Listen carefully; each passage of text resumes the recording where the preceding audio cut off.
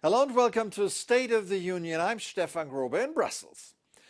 The sudden eruption of violence in the Middle East has laid bare the divisions within the European Union over this decades-long conflict.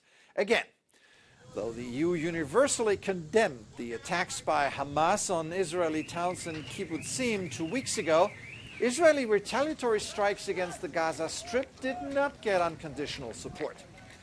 This week, EU governments tried to patch things up by finding common ground and, finally, speak with one voice. Not a small feat, given that you had to reconcile the most pro-Israeli member states like Germany and Austria with the most critical like Spain and Ireland.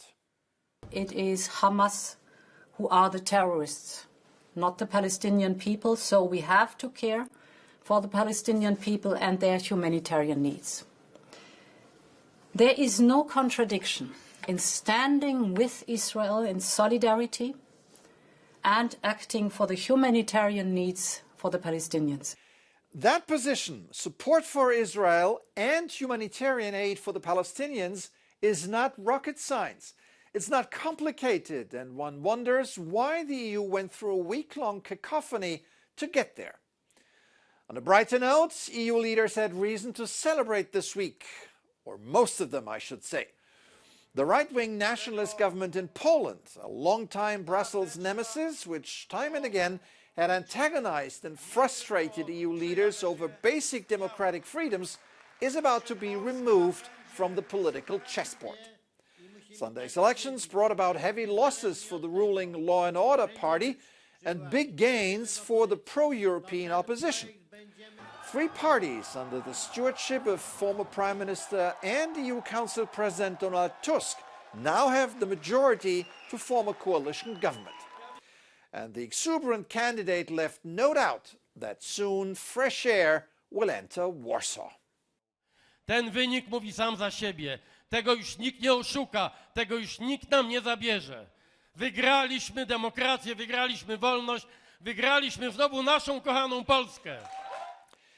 A change of government in Poland could have important consequences for Europe. To discuss this, let's bring in an expert on rule of law issues that have been at the center of all the controversies between Brussels and Warsaw for years. Joining me now is Katarina Barley, Vice President of the European Parliament, Social Democrat and a former Justice Minister of Germany. Welcome to the program. Thank you very much. So, Donald Tusk called the election outcome the rebirth of the Polish Republic. How do you see it? Well, he has a point there because the former government was going down a path of autocracy in abolishing the independence of the judiciary, in concentrating media in its own hands. So it was sort of following the path of Viktor Orbán in Hungary. And it is very, very, good and relieving to see that the Polish people chose another path. Tusk will have to manage a three-party coalition, which is not easy, as you know. What will be his biggest challenge? Well, it's not only a three-party coalition. It's also that within the three parties, there is one that actually has sort of a very wide range of politicians in it. So it is a challenge, very much so.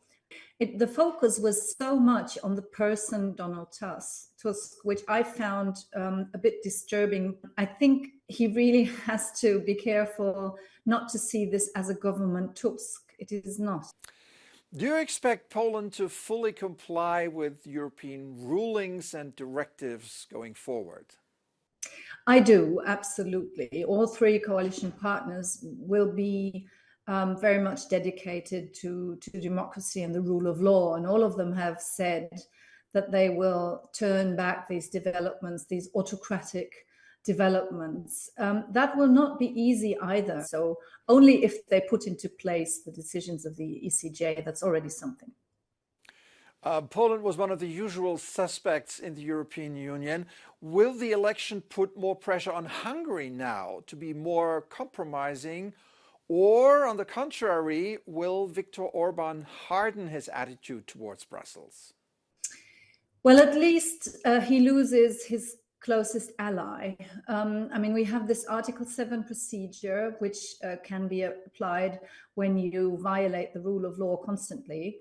And this is in place against Poland and Hungary at the moment, and they give each other the veto so that nothing really can move in the end. And this, I think, is gone now for Viktor Orbán. So he will face this this pressure by the European Union to comply with European law now more on his own.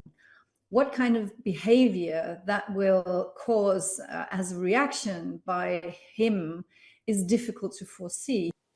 All right, Katharina Barley, Vice President of the European Parliament, thank you for sharing your thoughts with us today. You're very welcome. The aforementioned Viktor Orbán also had an interesting week. Instead of joining a virtual EU summit on the Middle East, he preferred talks with Vladimir Putin in China. This is remarkable, as heads of EU governments have largely been giving Putin the cold shoulder since Russia invaded Ukraine last year. And for some reason, Orbán appeared to be nervous, actually very nervous.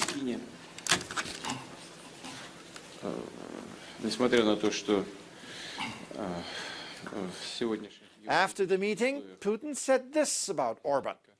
The Prime Minister of Hungary belongs to a small cohort of European politicians who know how to defend their interests, do it persistently, in my opinion, quite tactfully. No wonder Orbán is more and more isolated in Europe, and right there in Beijing, I'm sure he could feel it. That's it for this edition. I'm Stefan Grobe. Thank you for watching. Have an excellent week.